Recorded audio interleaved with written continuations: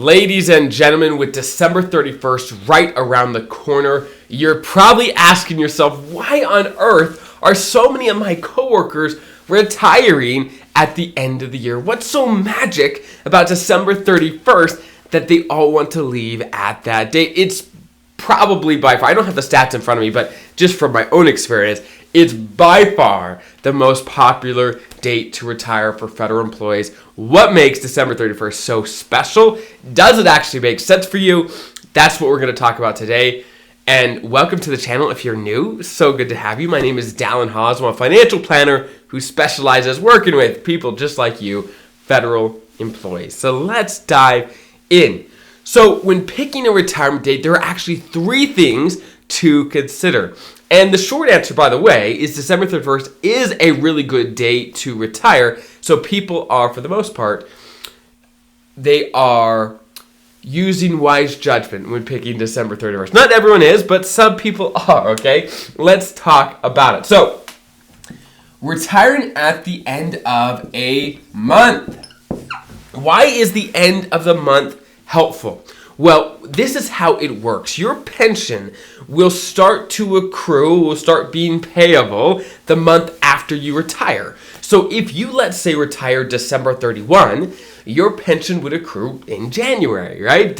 January 1, it would start to accrue, which is fantastic. However, if you retire one day later, you retire January 1st, your pension is not going to be payable for January. You'd have to wait till, of course, February. Your pension accrues the month after you retire. So the end of the month tends to be the best. So you have less time that you're not receiving a salary or a pension for, right? The end of a month. So December 31, that is the end of a month. Now, what about the end of a year? Why does that matter? Well, the end of the year matters for unused annual leave.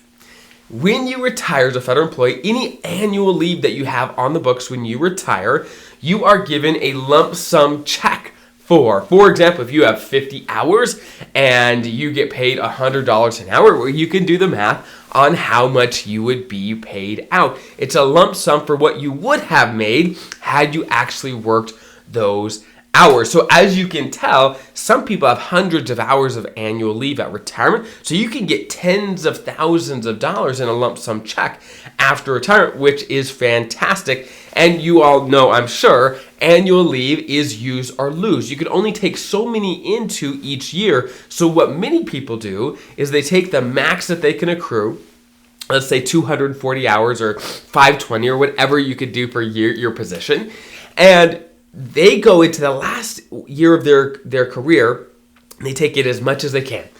And then they save it all up, right? They don't really use any. And at the end of the year, for example, let's say your limit is 240, you can end up with 400 sub hours of unused leave by retirement to get a really large annual leave lump sum check. And that check can be really helpful for lots of reasons.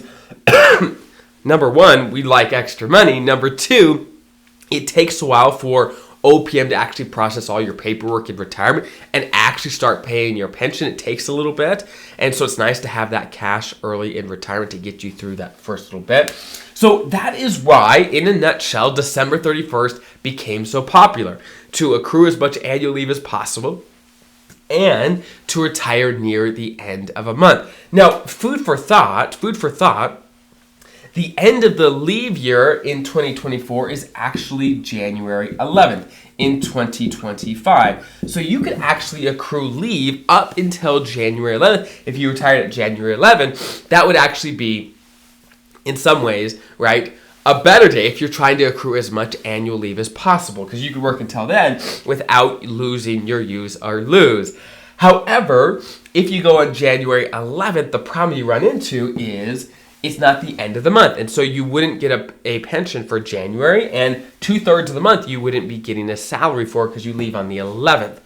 So there's pros and cons, certainly, but that is why, again, December 31 is so popular because of that. Now, there's actually one other factor that people do consider when picking a retirement date, and that is end of a pay period.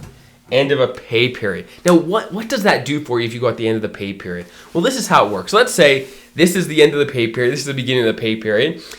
Your leave, let's say you accrue 8 hours of annual leave every pay period. You don't accrue any in the middle. You only accrue some at the end of the pay period. That's when all the leave hits into your leave account, okay? And so if you leave in the middle of a pay period instead of, let's say, at the end, then you don't accrue leave for that pay period. Now, we're only talking a handful of hours really at this point, right? So it's not that big of a deal, but if you're going to pick a date already, you might as well pick one that is the end of a pay period. Now, by the way, December 31 is often not the end of the pay period, right? So if you're retiring then, it's probably not going to be lined up perfect at the end.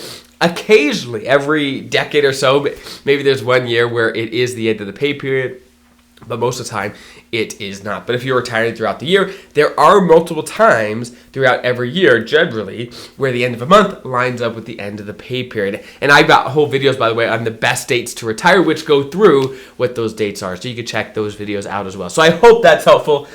Enjoy your New Year's and hope you enjoyed your Christmas and holidays, all those things. And I'll see you in the next video.